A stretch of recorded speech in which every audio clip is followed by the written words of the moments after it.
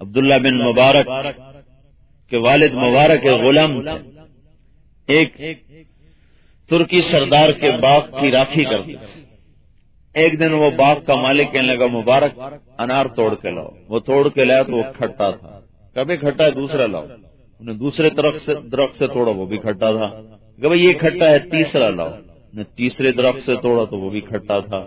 وہ کہنے لگا اللہ کے بندے تجھے 10 سال ہو گئے باغبانی کرتے ہوئے، تجھے آج تک یہ نہیں پتا چلا کہ میٹھا پودا کون سا ہے اور میٹھا اور وہ کھٹا کون سا ہے؟ انہوں نے کہا حضور آپ نے مجھے باغبانی پہ رکھا ہے، چکھنے پر تو نہیں رکھا، مجھے 10 سال ہو گئے میں نے ایک دانہ نہیں چکھا۔ تو وہ حیران پریشان ہو گئے۔ چند دن گزرے تو وہ مالک پریشان بیٹھا ہوا، تو غلام مبارک نے کہا حضور آقا پریشان کیوں ہیں؟ کہنے لگے بیٹی جوان ہو گئی ہے، سوچ رہا ہوں رشتے اس کے آ رہے ہیں، کہاں کروں؟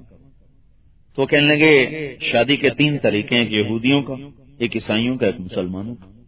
یہودی پیسہ دیکھتے ہیں، نہ حسب نہ نسب نہ شکل، عیسائی شکل دیکھتے ہیں، حسن دیکھتے ہیں، مسلمان دین دیکھتا ہے۔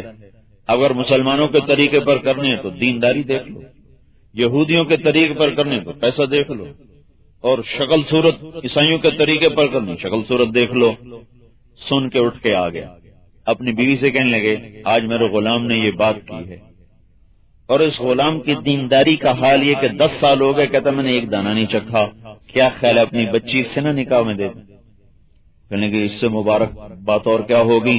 تو غلامی سے اٹھ کے سرداری پہ اللہ نے پہنچا دیا، مالک نے اپنی بیٹی سے نکاح کر دیا، اس سے عبداللہ بن مبارک پیدا ہوئے جو دوسری صدی کے سب سے بڑے عالم بنے، سب سے بڑے مجاہد بنے۔